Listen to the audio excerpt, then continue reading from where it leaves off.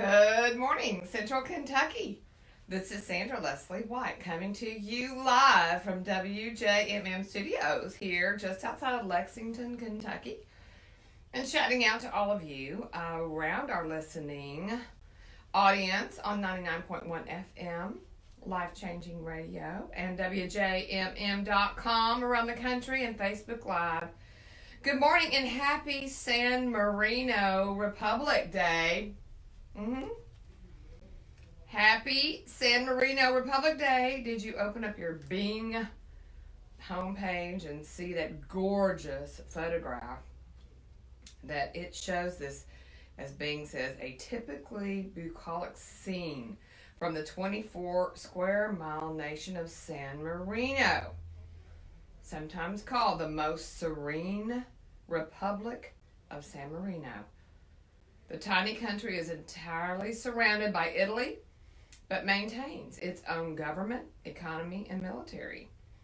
Today, the residents are celebrating San Marino Republic Day, the anniversary of the nation's founding in 301 CE.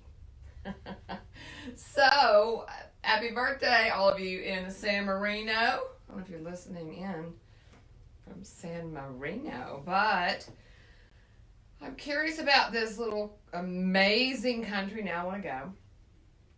Listen to how it was founded. We're going to talk today about being sown into the land. We talked about sowing the Savior last week. Yesterday on Labor Day, we talked about just really getting through this realm of procrastination in our culture today and really taking a hard look at ourselves, our own lives, and how we can be effective in the lives of others. So today I want to talk about this. I'm always looking for some kind of cultural tie to what's going on today on Lifting the Veil. If you're just joining in, Sandra Leslie White, talking about being sown into the land. We're going into that last verse of Hosea 2:23. Okay, so but I open with this happy San Marino Republic Day. Listen to this, Saint Marinus. Okay. He was the founder of the land. Tradition holds that he was a stonemason by trade who came from the island of Arba, today Rab, on the other side of the Adriatic Sea, in what is now part of the modern-day Croatia, then part of the Roman Empire, fleeing persecution. He was fleeing persecution for his Christian beliefs in the Diocletianic persecution. Okay, it's challenging me. Still known only by the single name Marinus, literally means of the sea. He became a deacon and was ordained, and then later recognized and accused by an insane woman of being her strange husband. Oh well. So he quickly fled to Monte Titano to build a chapel monastery and live as a hermit. Okay, so we're talking about Saint Marinus. There he built a chapel and monastery, and another version of the story says, I like this one, that he began preaching to Christian slaves at Rimini, but soon became distracted from the evil of the world. Marinus decided to seclude himself on Mount Titano, living the life of a hermit in holy contemplation. As Marinus' reputation for his sanctity grew, others started to follow him there, until finally a lady from Rimini and the owner of Mount Titano decided to gift him the mountain. You can check that out if you've got Bing on your search as your search engine. You can check this gorgeous mountainous spot that looked like it was a chapel, became a prison, etc.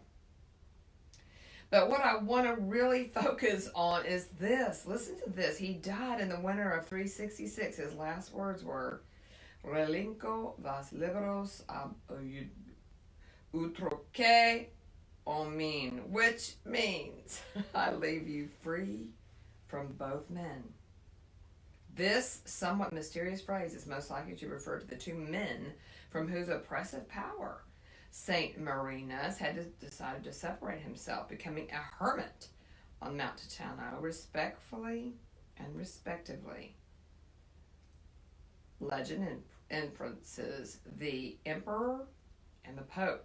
This affirmation of freedom, first and foremost, fiscal franchise, from both the empire and the papal states, however legendary, has always been the inspiration for the tiny republic. Okay, a long intro into being sown into the land. That was a background on San Marino Republic Day, which is today. And I'm looking at how fascinating many of us as believers are sown into the land for specific purposes. And that is the message today, sown into the land, as we close out Hosea chapter 2 and look at verse 23. We'll be in this verse this week. You know I do that. We'll be unpacking this verse for the rest of the week this week.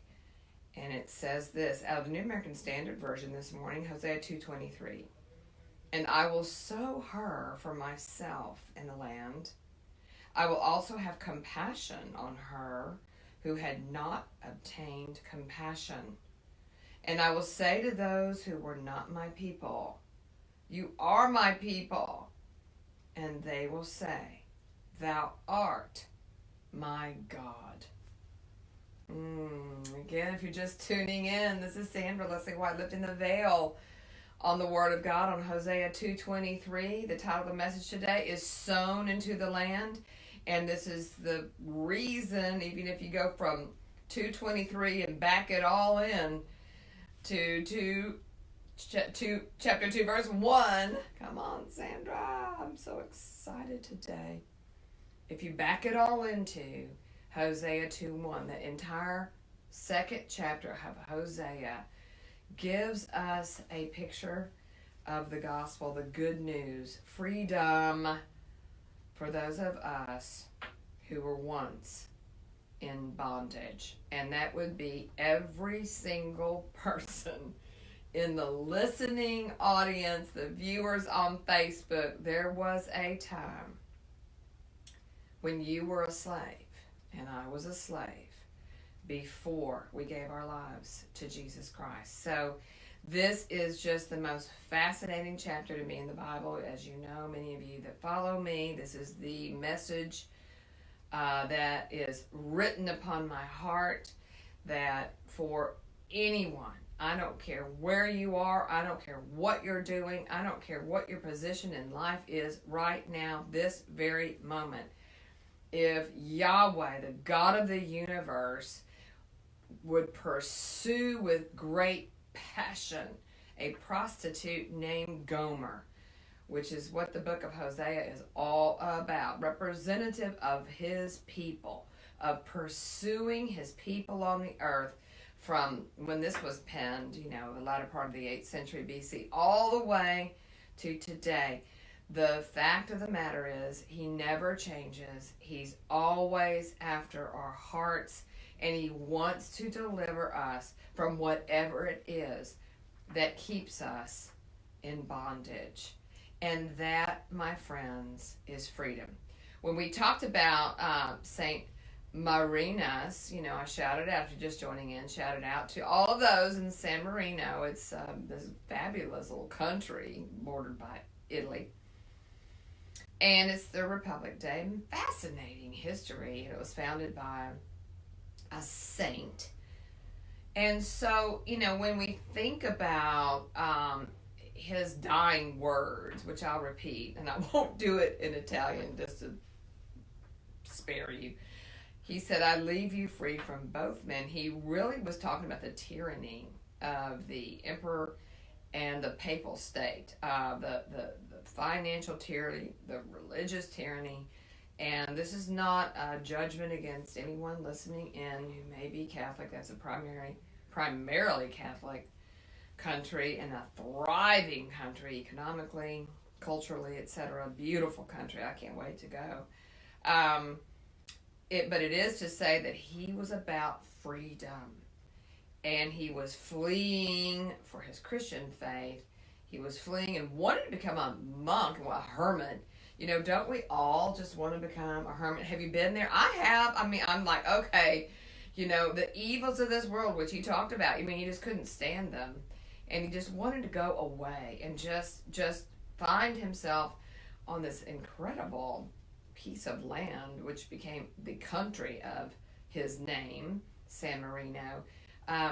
It really isn't what our desire is as much as it is what our purpose is in our life with Christ. Okay, so he was sown into the land, which is now San Marino, and his sowing has had remarkable effects, it seems, as I looked into the history of that little country. But I think more importantly, he was fleeing the evils of this world, wanted to become a hermit, and yet really his purpose was to create a land, to create a presence, and create, it seems, a movement really for freedom. So isn't that what we're about too? I mean, when we look at Hosea chapter 2, and I'll be reflecting on Hosea chapter 2 throughout our time as we move into chapter 3 and go on. And we talk about, and we will always talk about, the primary verse here was not just our backdrop of why Hosea, a prophet, had to marry a wayward wife, a wife of harlotry. That's Hosea 1. Remember this? Verse 2, when the Lord first spoke through Hosea, he said to Hosea, "Go take to yourself a wife of harlotry and have children of harlotry, for the land commits flagrant harlotry, forsaking the Lord." So, there's sort of our background of why this book was written. And yet, I think we always, and I will always land on the key verse for me, and I think for all of us, in Hosea 2:16, when Yahweh says, "And it will come about in that day, declares the Lord, that you will call me Ishi, and will no longer call me Baali." And as you know, if you're following me, that word Ishi, that name Ishi, enigmatic name of Ishi, the only time it's used in the entire Bible, in God's name, means dear husband, or in the Hebrew vernacular, my man. So you will call me in that day, dear husband, and no longer call me Baali, which is slave master. You're going to go from slavery to whatever it is, if you truly trust him, if you will just accept his proposal, that betrothal we've been talking about for weeks, and you begin to walk with him in intimacy and coming to know him through his word, through just his presence, through time with him, you become betrothed to him, you give your life to him through Jesus Christ, then he becomes to you and to me our true bridegroom, our dear husband, our man. And he delivers us from anything that has enslaved us. So whatever is enslaving you today, whether it is religion, and it could be, remember the opening line about Saint Marinus today, he wanted everyone to know that he was setting people free, setting from the slavery, the tyranny of the emperor and the tyranny of the papal state then. But the fact of the matter is that religious tyranny still affects us today. I get so many sad stories about what religion has done to people. So he wants to set us free from religion, get us into relationship, so that everything else that ties us, binds us to a destructive lifestyle, can be just desecrated. You will no longer be an alcoholic. You will no longer be a food addict. You will no longer be a shopaholic. You're just not going to have these things keep you from being the beautiful man or woman that God has created you to be, so that he can sow you into the land. So I am thrilled to be with you. I am thrilled to press on with you through Hosea. I'm thrilled to introduce to you in the coming days a new set, a new platform, a new place for this message to be launched. So I look forward to it. I look forward to spending my time with you every weekday here on Lifting the Veil. May you be encouraged to know he's pursuing you and he's sowing you into the land. So I look forward to being with you in the coming days.